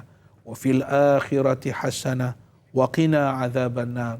وصلى الله على سيدنا محمد وعلى آله وصحبه وسلم. سبحان ربك رب العزة عما يصفون وسلام على المرسلين والحمد لله رب العالمين. تقبل الله منكم. Minna wa minkum taqabbal ya karim. Alhamdulillah, terima kasih kepada yang bahagia Ustaz Ahmad Syukri Yusof atas kesudian bersama dengan kita, dan juga kepada para penonton, terima kasih. Dan jangan lupa untuk terus ikuti siaran tayangan Ustaz pada esok hari dengan topik yang cukup menarik, iaitu bab akhlak, jangan keterlaluan, iaitu Al-Tawassus. Kita bersama dengan yang berbahagia panel Ustaz Rozi Rejab dan juga moderator Da'i Hilman pada esok hari. Mudah-mudahan kita dapat sama-sama amalkan dan juga sampaikan. Saudara, ingat, jangan mencari yang sempurna, sempurnakanlah apa yang ada, kerana tidak ada yang sempurna melainkan Allah Subhanahu wa taala. Sehingga berjumpa lagi. Assalamualaikum warahmatullahi wabarakatuh. Assalamualaikum.